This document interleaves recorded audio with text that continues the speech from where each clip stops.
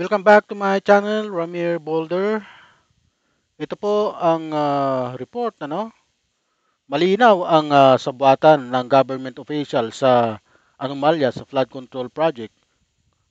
Ayon po kay Commissioner Babe Singson, Ito po, ito po ang balita. Let's face it, no, there has been a lot of connivance. Congress, A lot of connivance, DPWH, even the agencies that were supposed to monitor the fund movements, no. So definitely there was total connivance, and the fact is that congressmen and senators are told by DPWH kung saan distrito sila pwedeng magbaba with SOP. Napakaliwanag nun. Malinaw ang sabwatan ng iba't ibang opisyal ng gobyerno. Ito Ipinapakita po rito na sabi po, ang malinaw po na sabwatan ng Senate, ng Congress, lalong-lalo na po itong DPWH,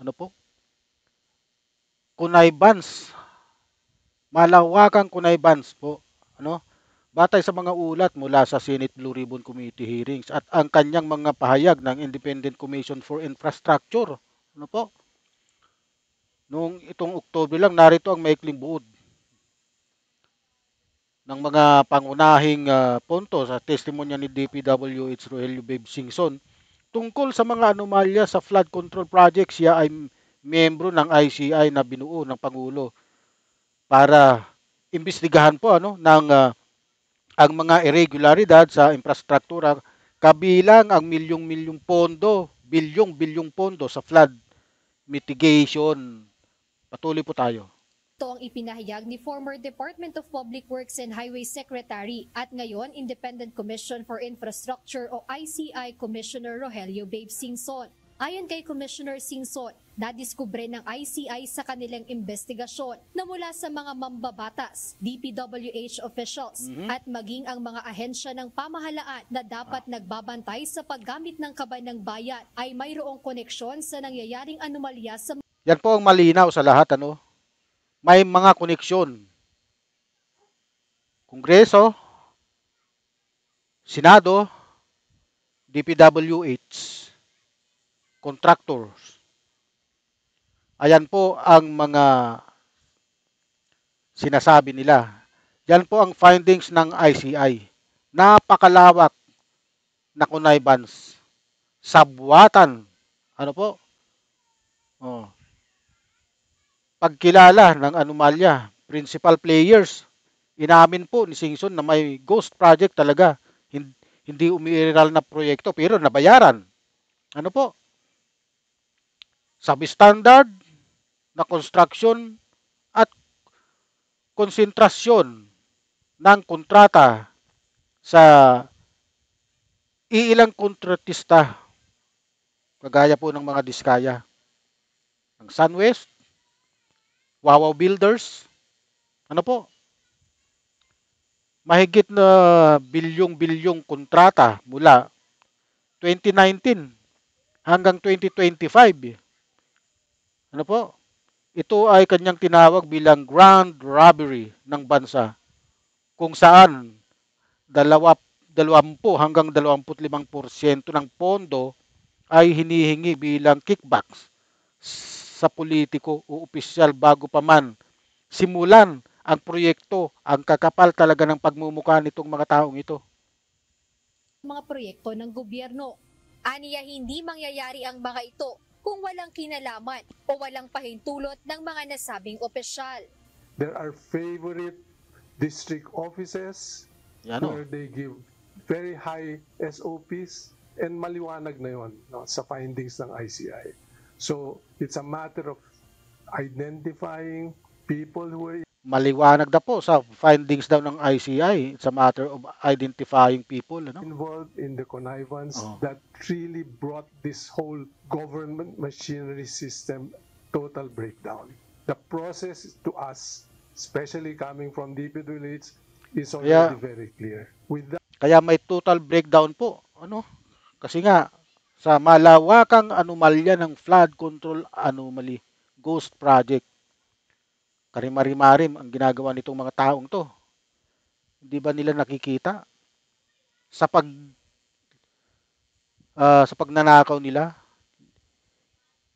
Libo-libo, milyong-milyong katao ang affected. Without the role of DPWH officials, hindi mangyayari ito. Dagdag pa ni Singson na Biruin mo, without the role of DPWH official, hindi daw mangyayari ito. Talaga naman eh. Kasi kung hindi ito nakipagsabwatan, itong mga DPWH official, mangyayari ba ito? Mga proyektong ito? O mga kickbacks na to? Ha? Hindi mangyayari ito kung hindi sila nakikipagsabwatan. Kung hindi sila pumapayag. Gusto nilang magkapera, pero ninanakaw naman nila yung pera ng taong bayan. Ano? Bagsak talagang pamahalaan natin. Bagsak ang gobyerno kung ganyan ang pinagagawa nila. na matagal na ang sistemang ito nasa kalaunan ay tila na perfect na ng mga sangkot sa korupsyon. Ang sistemang ito ay matagal na daw po. At tila na perfect na lang. Na perfect na ng mga taong ito kung paano, gamay na nila kung paano ang galawan ng mga nakawan sa gobyerno, no? Because it did not start the last 2 years. It started way back, started in tiny bits in 2018, started to grow. When they perfected the system, it started in tremendous leaps and bounds. Sinabi naman Binabanggit po rito yung dating administrasyon, ano? Doon daw nila na perfect yun 2018. So panahon po ni Duterte ito.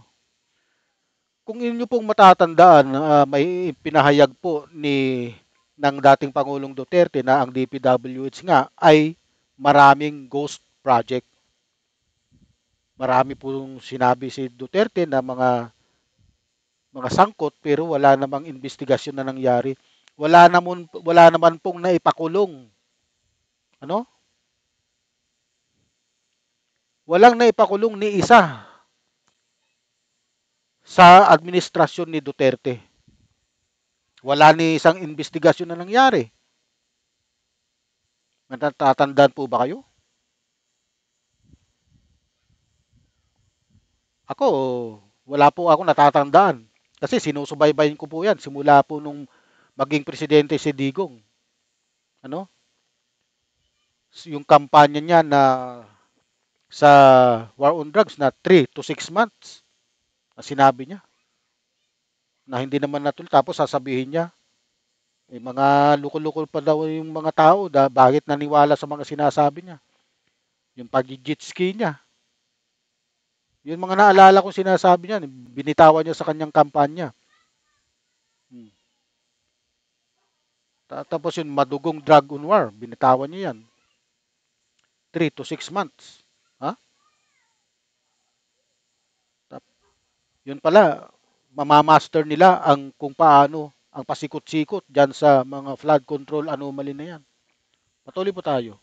ni Ombudsman Crispin Boying Remulla na kasama sa kanilang iniimbestigahan ngayon si dating DPWH Secretary Manuel Bonoan. Dapat imbestigahan talaga yan si Bunuan. At saka yung si Mark Villar dapat imbestigahan din. Kasi yung pumping station dito sa Tondo na wala namang na pinunduhan ng mahigit na kulang-kulang 1 bilyon, wala namang nangyayari. Hanggang ngayon, hindi naman tumatakbo. Paano yan? Pero matindi ang Bulacan. Naandyan lahat. Napakaraming flood control anomaly at ghost project. Paliwanag ni Ombudsman Remulla, isa sa tinitingnan nilang legal na batayan ay ang gross inexcusable negligence o kapabayaan ng dating kalihim. Some of it can be attributed Oo, to gross inexcusable negligence. negligence talaga yan. Being the Secretary of Public Works, it was his job to make sure that things happen properly. I think that's one of the recommendations is really to charge them with gross inexcusable negligence. Ganito rin ang basihan ng kanilang pag-iimbestiga kay dating House Speaker Martin Romualdez. Ayon kay Ombudsman Remulla, may pananagutan si Romualdez sa nangyaring anomalya dahil siya ang May pananagutan talaga itong si Romualdez.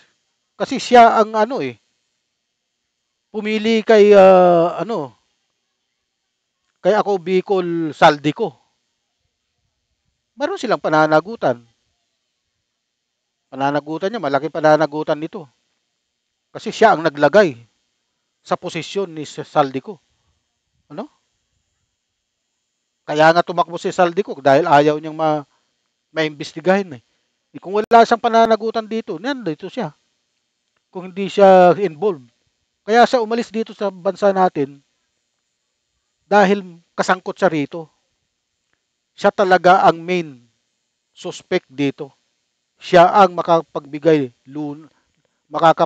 ng kalutasan nito kung sangkot ba itong si Romualdez o hindi. O nagkamal din ba ng perang bilyones itong si Romualdez o hindi. Kaya po, ang tanging susi rito ay si Saldico. Kailangan niya pong makauwi. Kailangan niyang sagutin ang mga akusasyon sa kanya at kailangan niyang makulong kung talagang siya'y may kasalanan. Patuloy po tayo. ang leader ng Kamara noong panahong iyon. If fingers do not point to the speaker, former speaker, as the leader of the House, he was responsible for the appointment of Saldico. Although he was elected, although Saldico was elected on the floor, everybody knows that it was the speaker's choice. That's why we have to hold him accountable for that. Okay. Dagdag ng ombudsman, si Resign Ako Bicol Party List Representative Zaldico ang umano'y nakikipag-ugnayan sa mga senador kaugnay ng final version ng national budget at kung ano ang plano rito. Samantala, ganito rin ang pinag-aaralan ngayon ng ombudsman. Pagdating naman kay former Senate President Francis Chis Escudero. You're the leader of one house, and the other house is led by Senator Chis Escudero as Senate President, and they were able to come up with that budget, which included insertions, and which included diversions of money from what was supposed to be to what became. So that is, if it's not criminal, then it must be negligence. It must be one of them. It cannot be nobody can be completely blameless for that. Ayon kay Remulla, patuloy ang kanilang investigasyon kaugnay rito. Mayroon din aniya silang mga pahayag na hawak tungkol sa money trail na patungo sa dating Senate President. At nariyan na rin ang detalyadong salaysay ng mga pangyayari. Samantala ngayong araw rin ay nagsumite ng panibagong rekomendasyon sa Office of Nasilaw. Nakakasilaw po talaga ang pera. Ang pera po, maraming nagagawa. Kaya niyang sirain ang buhay ng tao.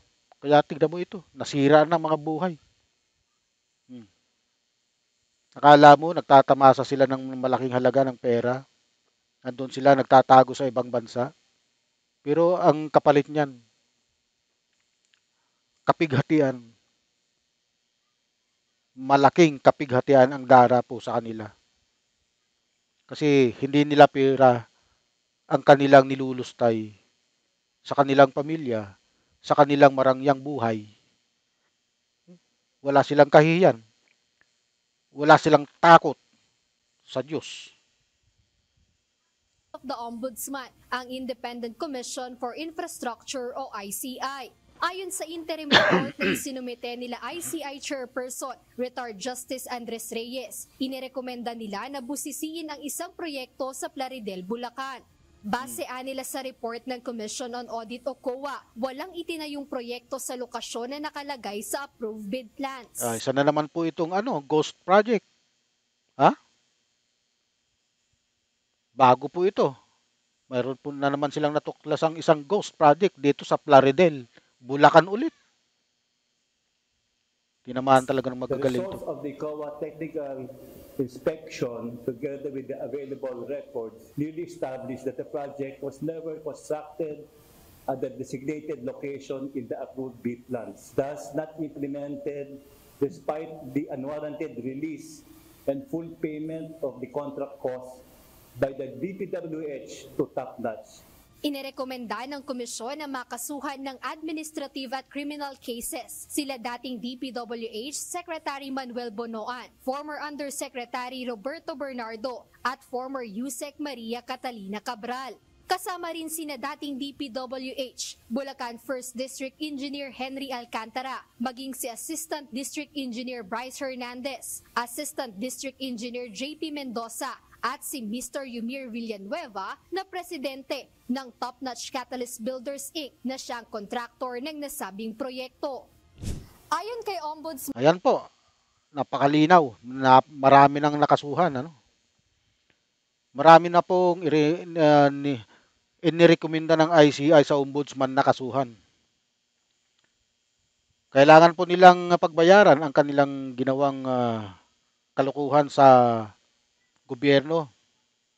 Ano po? May grand robbery, flood control project, ghost project, substandard work, 20 to 25% kickback sa politiko at opisyal. Malaki-laki po yan. Paano pag billion? Din malaki. Ano? Principal players, mga kontraktor, St. Gerard, St. Timothy, Wawaw,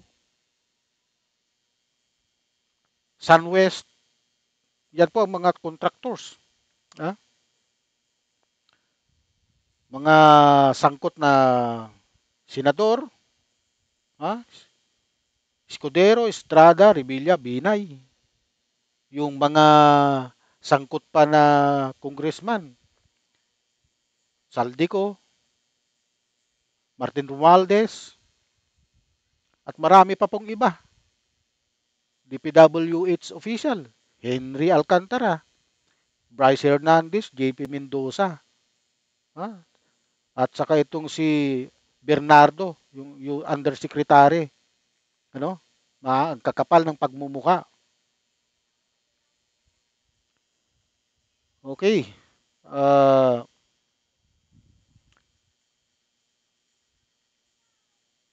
Kaya lang po ang ICI walang kapangyarihan talagang mag-file ng kaso kasi investigation lang po sila eh. Kaya nga po pinalalagyan po ng kapangyarihan yan. Mayroon pong batas ngayon na sinusulong dito sa Kamara na bigyan ng pangil ang ICI. Kagaya pag contempt, pag aresto, pag yung mas matindi pang mga sa kanila. Kaya lang malinaw. Kailangan po ng bagong batas sa ICI upang mapatupad nila ng gusto ang kanilang mandate. Malinaw talaga ang anomalya sa flood control na ito. Napakalawak. Kaya hanggang dito na lang po. Huwag niyo pong kalimutang mag-like and subscribe sa aking channel for the latest update. Like, subscribe, and share. Yan lamang po. Thanks for watching. Don't miss our next video. Mabuhay po kayo.